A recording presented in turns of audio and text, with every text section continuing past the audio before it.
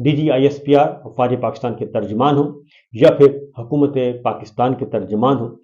कोई भी हो, वो उसकी सारी की सारी गुफ्तगू इमरान खान से शुरू होती है, इमरान खान पे ख़त्म होती है। पाकिस्तान के तमाम तर टेलीविज़न चैनल्स के शोज़ इमरान से शुरू होते हैं और इमरान खान पे ख़त्म होते हैं। यही उसकी सबसे बड़ी कामयाबी है और उनसे हटाए हुए, उनको बरतरफ किए हुए पौने 4 साल हो चुके हैं और उनको जेल में डाले हुए तकरीबन 2.5 साल हो चुके हैं। लेकिन अभी तक पाकिस्तान की सियासत, मईशत, मुआशरत, वकालत, सहाफ़त, अदालत, शुजात, हर जगह उसी का तूती बोलता है और पूरी दुनिया में इमरान खान डिस्कस हो रहा है। और यही वजह है कि जो कहते थे कि हम चुटकी बजाते ही इमरान खान को ख़त्म कर देंगे और इमरान खान को अवाम के दिलों से निकाल देंगे, खुरच कर निकाल देंगे, पाकिस्तान की सियासत से उसका नाम लेने वाला कोई नहीं होगा, उनको सख्त मायूसी हुई।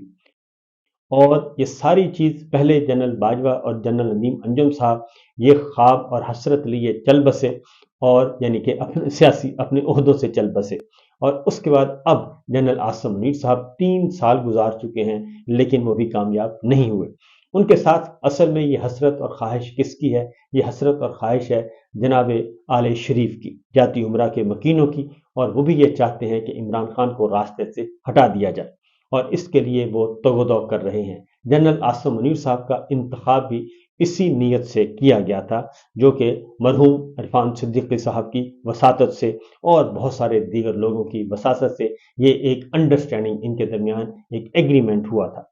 लेकिन वो एग्रीमेंट जो है वो पाया तकमील को नहीं पहुंच सका 3 साल गुजरने के बावजूद। और अब एक्सटेंशन का वक्त आया तो चीफ ऑफ डिफेंस फोर्सेस का ओहदा तख्लीक किया गया, वो भी जनरल आसिम मुनीर साहब ने बिल आखिर तगोदो के बाद हासिल कर लिया है। अब अगले 5 साल की सियासत है और 5 साल की जो है वो शुजात है। इसमें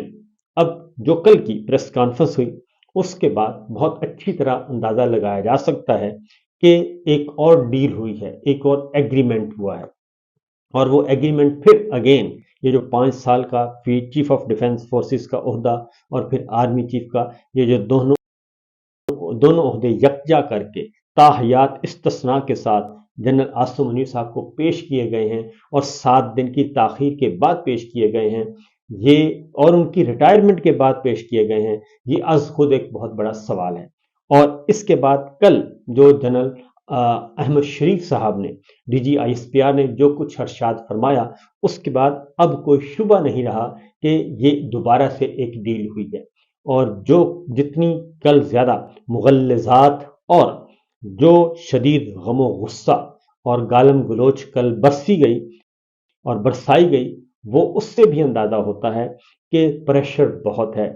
DGISPR पे और उनके बिग बॉस पे कि किसी ना किसी तरीके से हमें हर सूरत में रिजल्ट चाहिए। जनरल फैज़ हमीद को ठिकाने लगाएं, इमरान खान साहब को ठिकाने लगाएं और बाकी जितने भी रास्ते में कांटे हैं गुड़िया रानी के, वो सारे के सारे हटा दिए जाएं ताकि उनकी वजारत उज़्मा का रास्ता आसान हो सके। तो कल ये प्रेस कॉन्फ्रेंस की शिद्दत और हिद्दत और उसका रद्द-ए-अमल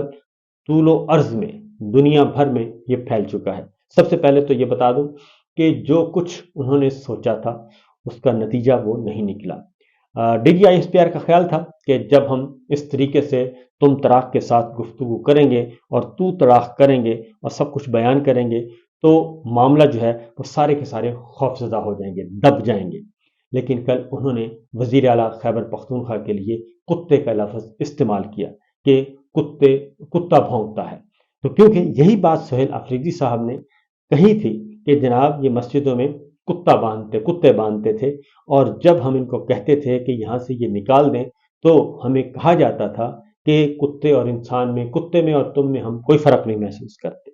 जब यही सवाल कल एक जर्नलिस्ट ने DGISPR से पूछा कि इसकी वजाहत कर दी जाए तो उन्होंने वजाहत करके तरदीद करने के बजाय उल्टा उन्होंने वही बात कह दी और उस बात की तस्दीक कर दी जो सुहेल अफरीदी साहब कहते थे। अब सुहेल अफरीदी वजीर आला हैं खैबर पख्तूनख्वा के, चीफ एग्जेक्टिव हैं सूबे के, मुंतखब नुमाइंदे हैं और फॉर्म 45 वाले हैं। मैंने ज़रा एक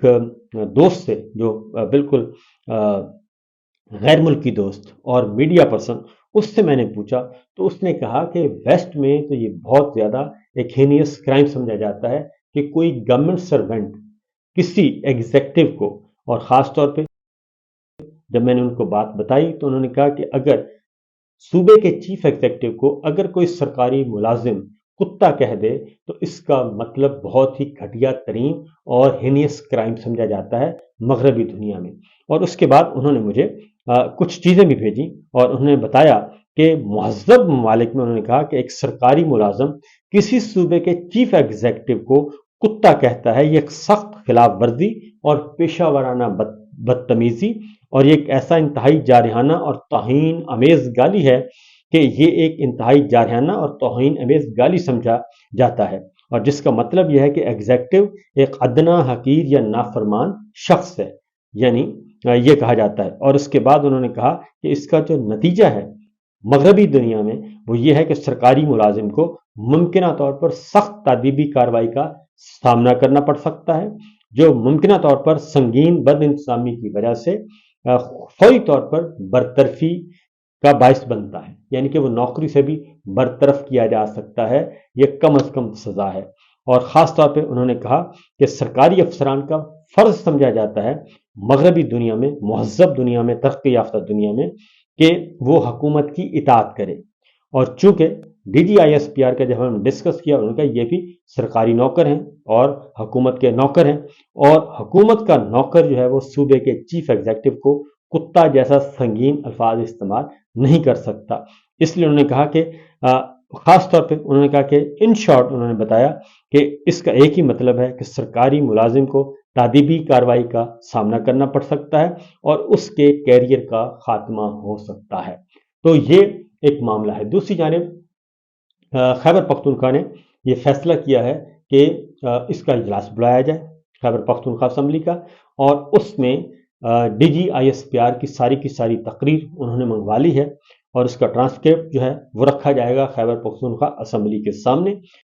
और उस पर डिबेट करवाई जाएगी और एक रेजोल्यूशन भी पास करवाई जाएगी, और उसके बाद DGISPR को खैबर पख्तूनख्वा असम्बली में तलब किया जाएगा। क्योंकि आप जब भी किसी मुंतखब रुकन की तौहीन करते हैं तो फिर उसका इस्तेहकाक मजरू होता है, और जब इस्तेहकाक मजरू होता है तो फिर इस्तेहकाक कमेटी है, हर पार्लिमान में होती है, उसमें वो पेश किया जाता है। अगर कोई सरकारी नौकर ऐसा काम करता है तो उसे तलब किया जा सकता है। अब DGISPR की तलबी का वक्त हुआ चाहता है, क्योंकि उनका जो ख्याल था कि लोग दब जाएंगे और मैं धमकियां शमकियां लगाऊंगा तो उसके बाद मसला हल हो जाएगा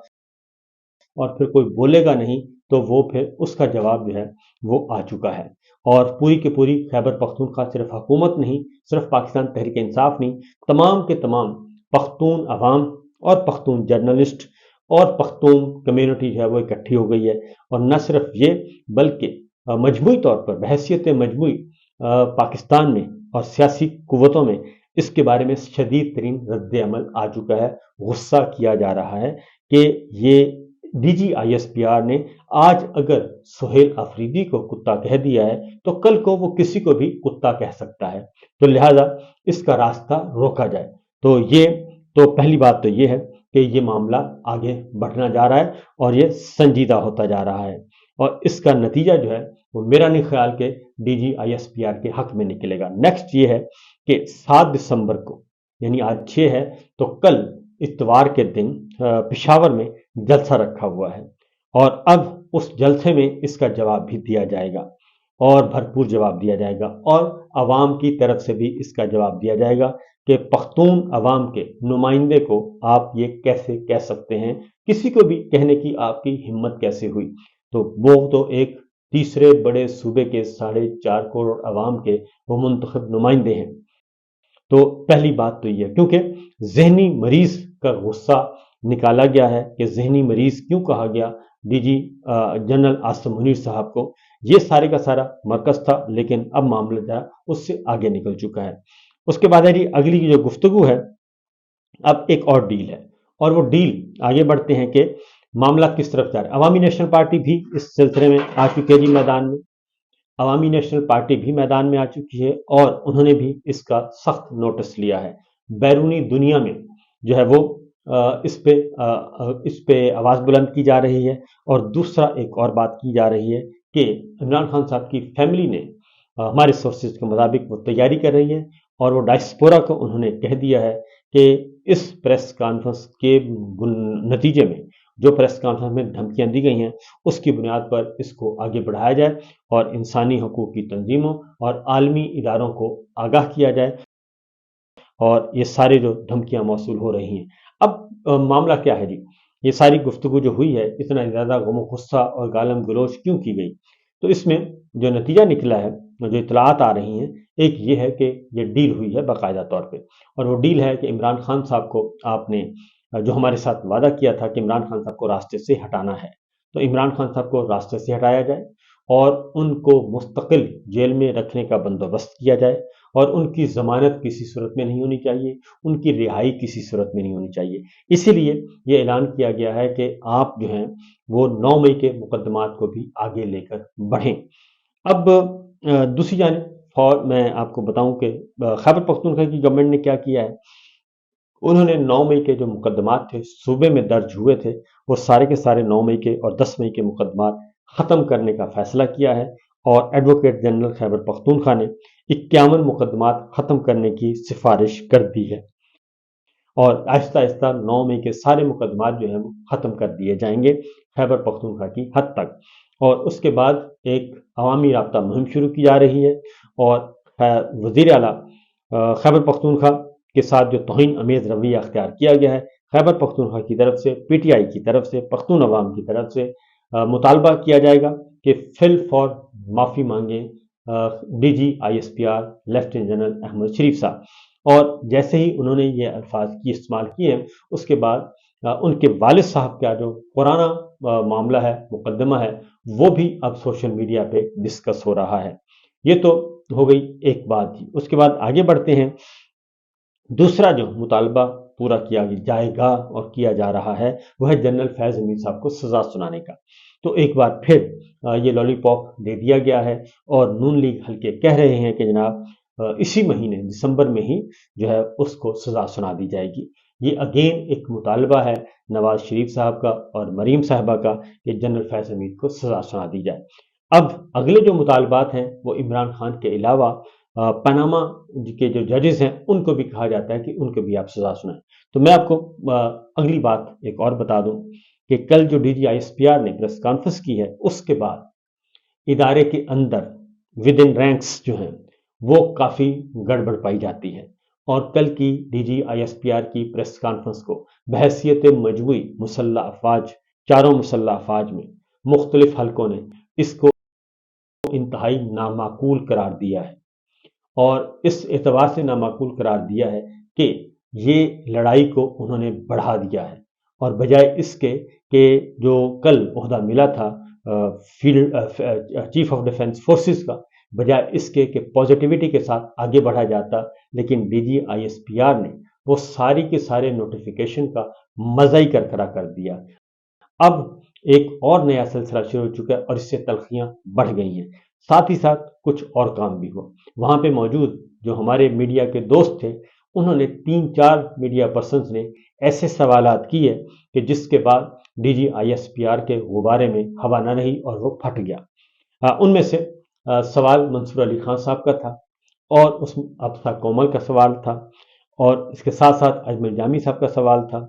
ایک آدھ سوال اور تھا۔ انہوں نے یہ سوالات پوچھے، اس کے بعد D G I S P R کے غبارے پھٹ گئے، اور ان کے پاس کوئی جواب نہیں تھا، کیونکہ یہ جو غداری اور دہشت گردی اور بغاوت اور باغی کے جو ایک سلسلہ شروع کیا ہے، اس کا ان کے پاس کوئی جواب نہیں موجود تھا جی۔ یہ اجمل جامی صاحب نے تو خاص طور پہ ایک بہت ہی سادہ سوال کیا تھا۔ انہوں نے کہا تھا کہ جی ایس آئی ایف سی کی کارکردگی، لیفٹیننٹ جنرل سرفراز صاحب نے جو بیان فرمائی اس کا ایک حوالہ دیا۔ دوسرا انہوں نے کہا کہ یہ جو 27ویں غیر آئینی ترمیم کے نتیجے میں جو عہدے تخلیق کیے گئے ہیں، یہ کیسے فل کیے جائیں گے، جو ہمارے اسٹریٹجک فورسز ہیں ان کے کمانڈر کا تعین کیسے ہوگا۔ پھر ایک اور سوال بھی ہو سکتا تھا کہ vice chief of army staff کا تقرر کیسے ہونا ہے۔ تو اس پہ ذرا وہ اکھڑ گئے D G I S P R صاحب، اور انہوں نے اکھڑے ہوئے انداز میں کہا کہ جناب آپ یہ بیانیہ بنانے کی کوشش کرتے ہیں، اور یہ کوئی سوال نہیں تھا، یہ غیر ضروری سوال تھا۔ آپ ہر وقت فوج کے اندر گھسے رہتے ہیں اور فوج کے اندر کے معاملات میں مداخلت کرتے ہیں۔ تو ڈی جی صاحب سے صرف اتنا ہی گزارش کرنی تھی کہ حضور والا آپ سوائے اپنے کام کے باقی سارے کام کر رہے ہیں، آپ کا کام ہے کہ مسلح افواج کی ترجمانی کرنا، اور مسلح افواج کی ترجمانی صرف پیشہ ورانہ امور کی حد تک، صرف ڈیفنس کی حد تک، لیکن آپ تو مکمل طور پر ایک سیاستدان بن کر اپنا کام چھوڑ کر باقی سارے کام کر رہے ہیں اور سب کے سب سیاسی کر رہے ہیں۔